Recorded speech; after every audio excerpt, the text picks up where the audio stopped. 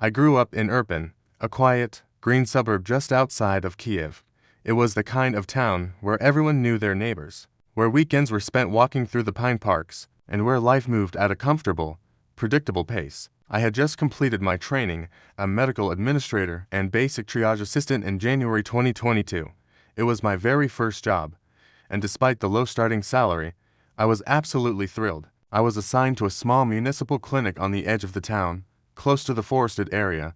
Our clinic wasn't a massive city hospital. On a regular day, our staff was skeletal, for nurses, an administrative desk managed by me, and one on-call emergency doctor. Because we were situated outside the main metropolitan center, we were the first line of defense for the surrounding smaller villages. Sometimes, when regional roads were blocked or congested, the emergency medical helicopters would land in the nearby football field to transfer critical patients. I was used to a certain level of adrenaline dealing with car accidents from the winding, poorly lit regional roads or helping elderly people who couldn't make the journey into Kiev. But nothing, absolutely nothing, could have prepared us for what happened in late February and early March of 2022.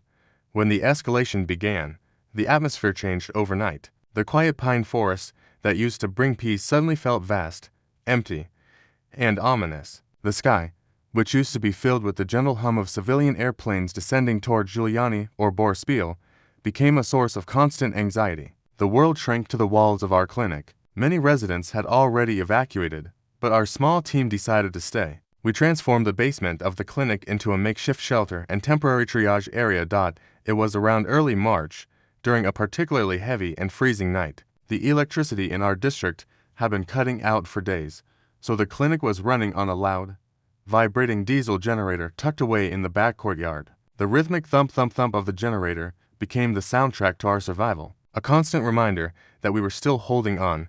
I was sitting at the front desk, illuminated only by a single LED desk lamp connected to a portable power bank. Beside me was Alina, one of our most experienced nurses. We were reviewing the physical medical charts of the patients currently resting in the basement shelter. It was around 9:45 p.m.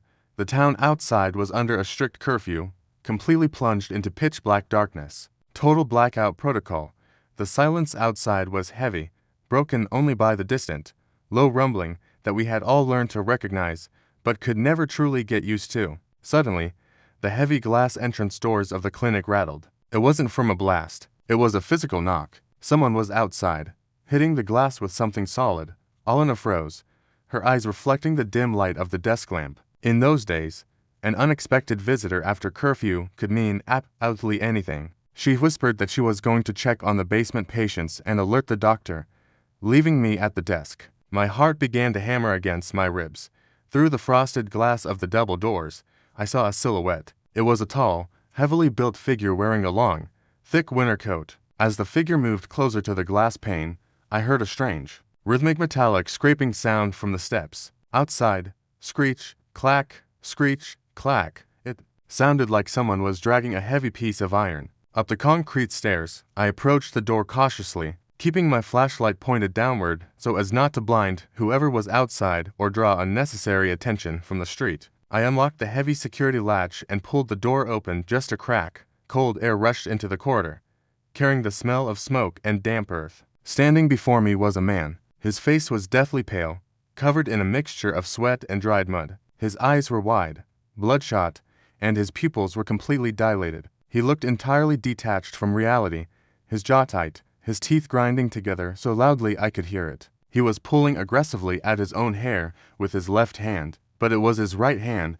that made me freeze completely. He was gripping a long wooden handle. Attached to the end of it was a heavy, rusted splitting axe. The metal blade was what had been scraping against the concrete steps. I need the doctor," the man rasped, his voice incredibly hoarse, as if he hadn't spoken or drank water in days. "My head, it's burning. I can't hear anything anymore. Just the noise. You have to give me something to stop the noise. In medical training, they teach you how to handle aggressive patients or people under the influence of substances, but they don't teach you how to handle a profoundly traumatized, potentially unhinged man carrying an axe in the middle of a conflict zone with no police active in the area." The local police forces had been reassigned to territorial defense and checkpoints. The nearest available unit was towns away, completely occupied with evacuation efforts. We were entirely on our own, My mind was racing. I had to look past the rusted axe in his hands and look at the man himself. He wasn't aggressive in a malicious way. He was shaking, terrified, and clearly suffering from severe acoustic trauma or shell shock. In those first weeks of the war, the sound of constant artillery and supersonic jets flying low over the roofs drove people to absolute psychological breaking points. He was wearing a winter coat because he had likely been hiding out in a freezing, unheated cellar for days before finally snapping and wandering out into the dark. "Sir, please," I said, trying to keep my voice as steady, calm, and professional as possible, though my knees were trembling. "You're safe here. This is a medical clinic. Put the axe down on the step, and I will get the doctor for you right away." He blinked hard, looking down at his own hand as if he hadn't even realized he was holding the weapon. "The trees ... double quotes," he muttered, his voice cracking. The trees were falling. I had to clear the road to get out, but the noise wouldn't stop. It's inside my ears. Slowly, with agonizing hesitation, his fingers loosened, and the heavy axe slid from his grip, clattering loudly against the concrete step. I let out a breath I didn't realize I was holding. Gently, I guided him inside and pointed him toward our waiting area, a reinforced room situated right between the main entrance and the emergency triage room.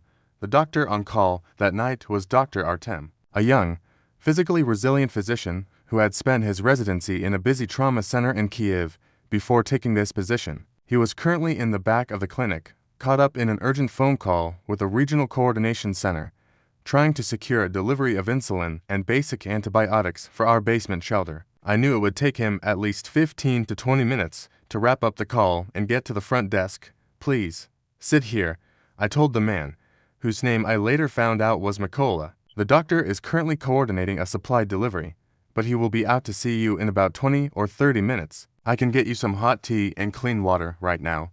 The moment I mentioned the time frame, something shifted in Mykola's eyes. The brief flash of clarity vanished, replaced by a wave of pure, unadulterated panic. The word waiting seemed to trigger something terrifying in his mind. To him, waiting meant sitting in the dark while the sky collapsed around him. His face contorted with anger and fear, and he slammed his fist into the wall. "No, no more waiting," he yelled, his voice echoing sharply down the empty, dark corridors of the clinic. "You don't understand. They are coming. We don't have 30 minutes. He spun around, charged back toward the entrance, and snatched the axe back up before I could even react. Panic erupted within me. I couldn't call the police, and I couldn't risk him running into the basement where families and children were sleeping. Thinking on my feet, I signaled to Alina, who was watching from the far end of the hallway. We had a protocol for security breaches, though we had never used it. The waiting room doors were heavy, fire-resistant wood with reinforced glass viewing panels. If we could just get him back inside that room, we could lock the electronic security doors from the main administrator panel.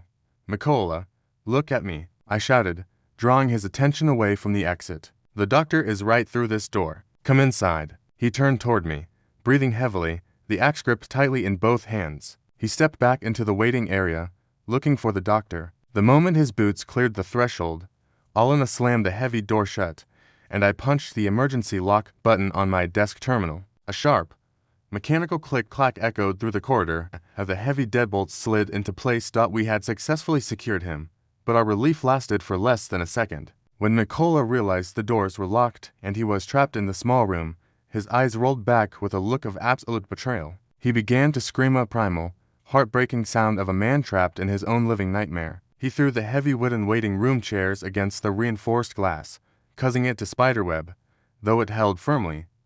Then, he raised the axe. Thud. The heavy metal blade bit deep into the solid wood of the door. Wood splinters flew across the waiting room. He wasn't trying to hurt us. In his mind, he was trapped in a collapsing bunker, and he was hacking his way out to survive. But watching a muscular, terrified man swinging a massive axe against the only barrier separating him from us was the most terrifying experience of my life. Every blow sent a jarring vibration through the floorboards. Thud. Thud. The wood around the latch was beginning to crack. Alina and the other two nurses huddled behind my desk, completely powerless. We were 4 young women and a doctor tucked away in a back room, facing an industrial-grade splitting axe. Just as the center panel of the door began to give way, showing a terrifying gap of dark space, the back entrance door clicked open. Dr. Artem walked into the hallway, holding a steaming mug of instant coffee, looking exhausted from his phone calls. He stopped dead in his tracks, taking in the chaotic scene, the splinters flying, the shattering glass, and the four of us pale and trembling behind the reception desk. "What on earth is happening?" Artem asked, his voice remarkably calm given the circumstances. In a frantic whisper, I explained everything: the shell shock, the acoustic trauma, the axe, and the fact that the door was about to fail. Artem didn't panic. He looked at the shattering door, then down at his coffee, and set it down on a side table. He was a tall, athletic guy who used to lift weights and practice amateur wrestling during his university days. More importantly, he possessed a rare kind of wartime stoicism that seemed to look right through danger. "He's not a killer. He's a casualty," Artem said quietly, adjusting his medical scrubs. "If he gets out of that room in this state, he'll run out into the street and get shot at the nearest territorial checkpoint. I'm going through the side triage entrance. When I give you the signal, unlock the waiting room door from your panel." My fingers hovered over the plastic buttons of the control panel, slick with cold sweat. Through the splintered gap in the door, I could see Mikola raising the axe again, his chest heaving, his eyes completely glassy. Dr. Artem slipped quietly into the side corridor, moving toward the internal triage door that led into the back of the waiting room. "Now!" Artem's voice cut through the internal intercom. I slammed my palm onto the release switch. The heavy mechanical deadbolts slid back with a loud, metallic thud. Before Mikola could even register that the door was no longer holding him, the internal side door flew open. Dr. Artem didn't drop his weight onto the man like a typical security guard. Instead, he utilized his athletic frame to swiftly close the distance, grabbing Mikola's right wrist, forcing the axe downward, and using a tactical leverage technique to safely pin the man against the reinforced concrete pillar. "Mikola, look at me.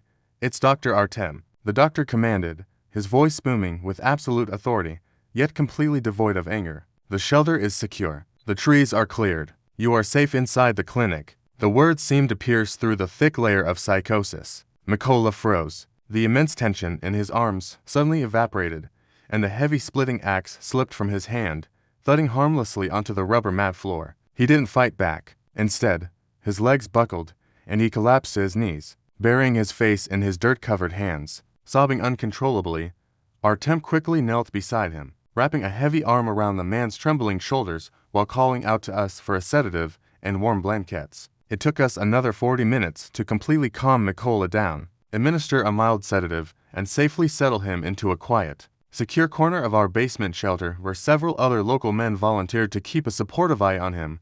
That night changed me. After witnessing the fragile threshold between sanity and profound trauma, I requested a permanent reassignment to the daytime shift. I couldn't handle the absolute darkness and isolation of the 3 p.m. to 11 p.m. late block anymore. By April, as the initial chaos around the Kiev region began to shift, I was moved to a standard 9-to-5 administrative schedule at a larger regional hub facility in the neighboring city. I felt infinitely safer there, surrounded by more staff, daylight, and proper security infrastructure.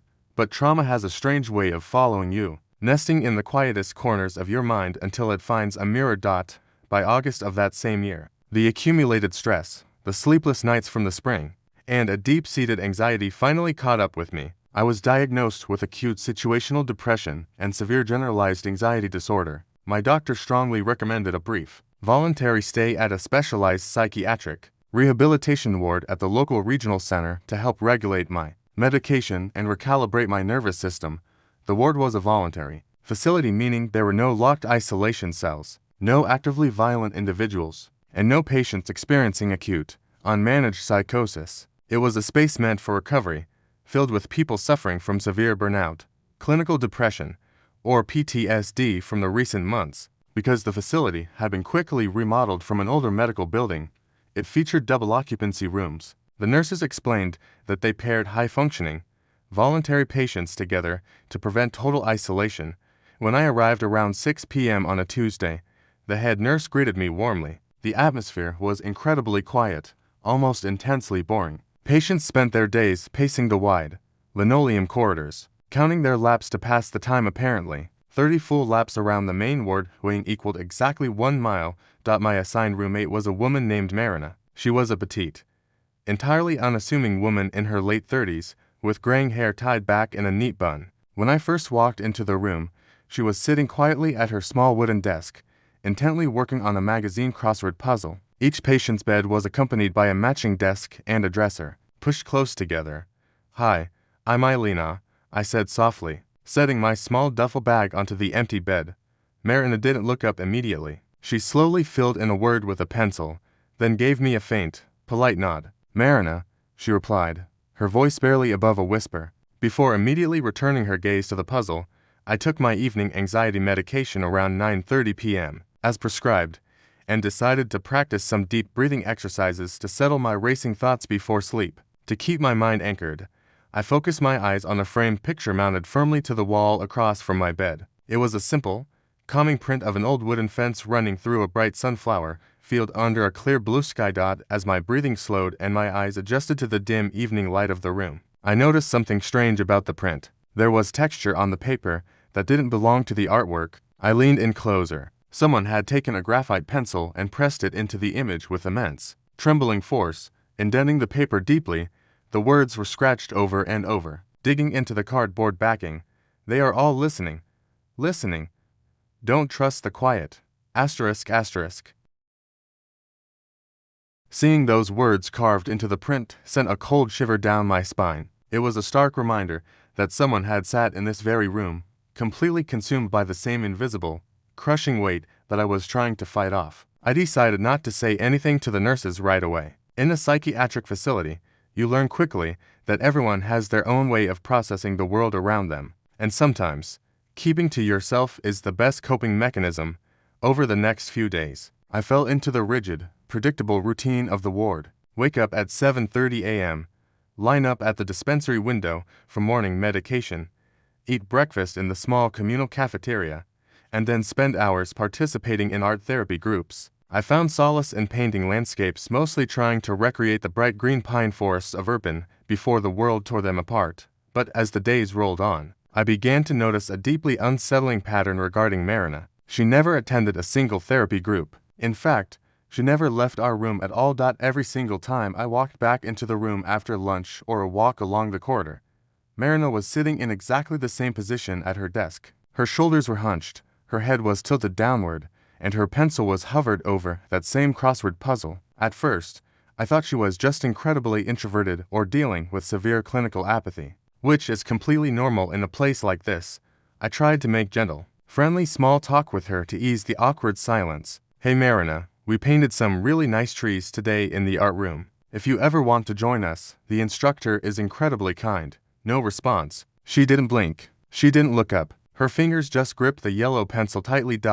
It wasn't until the third afternoon that the true reality of the situation hit me. I walked past her desk to grab my water bottle, and my eyes naturally glanced down at her magazine puzzle. My stomach dropped. The crossword wasn't being solved. The squares weren't filled with different letters. Marina had taken her pencil and filled every single blank square, column after column, with the exact same name, written over and over in tiny, cramped letters. Andrei. Andrei. Andrei. It was an exact, chilling echo of that famous scene from The Shining. The sheer obsession, the quiet, hidden madness simmering beneath an unassuming exterior, made my breath catch in my throat. She wasn't avoiding the groups out of boredom. She was entirely detached from the present moment, locked inside a cyclical trap within her own mind. That night, around 10:30 p.m., I returned to the room to prepare for bed. The main lights were still on, casting a harsh, sterile glow over the furniture. Marina was still sitting there, her pencil scratching lightly against the worn-out paper. By this point, she had completely stopped acknowledging my existence. She didn't look at me when I entered, didn't say goodnight, and didn't respond when I politely asked if we could dim the main lights. Realizing that she might be experiencing a severe adverse reaction to a new medication adjustment or a deep catatonic phase, I didn't push it. I pulled my thick fabric privacy curtain completely closed, clicked off my small bedside reading lamp, and lay down. The strong nighttime sedatives they gave me for my panic attacks kicked in quickly, pulling me into a heavy, dreamless sleep. At exactly 2:15 a.m., I jolted awake. The room was completely dark now, save for the faint orange glow of a street lamp filtering through the window slats. The heavy silence of the ward was gone, replaced by a low, rhythmic whisper coming from the other side of the room. It was Marina. "Andrei, please check the gate," she whispered, her voice incredibly rapid, like a tape recorder playing at double speed. "Andrei, the windows are shaking. Andre, please check the gate. They are in the yard. Marina, I called out cautiously, sitting up in my bed, my heart instantly beginning to thud. Marina, are you okay? Are you having a nightmare? She didn't hear me. She kept repeating the phrase over and over, her voice steadily rising in volume and intensity, shifting from a frantic whisper to a panicked, desperate plea. Andre, hide the children. Andre, they are in the yard. Help me, Andre. I realized with a jolt of pure panic that she wasn't asleep. I heard the sharp, frantic scraping of her wooden chair sliding across the linoleum floor. She was up.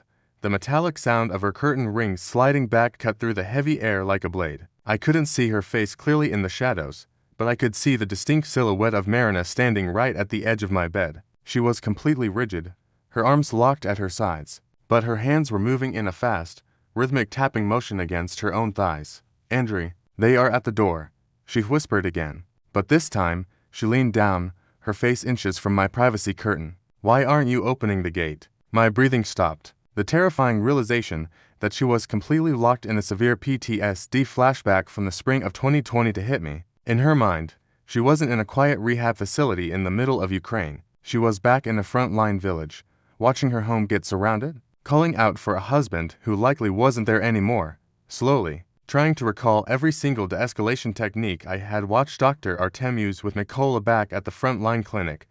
I pulled my blanket back. I didn't raise my voice, and I didn't try to touch her. Marina, look at me, I said, keeping my tone deep, incredibly steady, and grounding. Look at the window. The street lamps are on. The sky is quiet. She didn't move for several seconds. Her breathing was a series of jagged, shallow gasps. Andre, she muttered, the name catching in her throat, her voice suddenly sounding like that of a terrified child.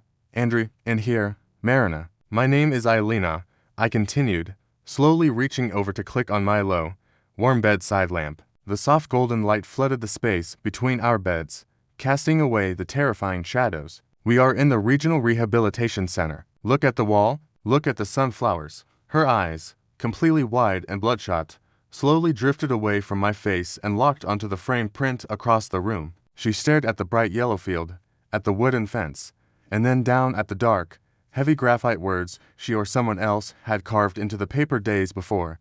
The visual anchor worked. The heavy tension running through her petite frame snapped. Her shoulders dropped, and she let out a long, shuddering sob that echoed off the sterile walls of the room. She didn't try to attack or run. She simply sank down onto the edge of my mattress, burying her face in her hands, weeping for the world she had lost.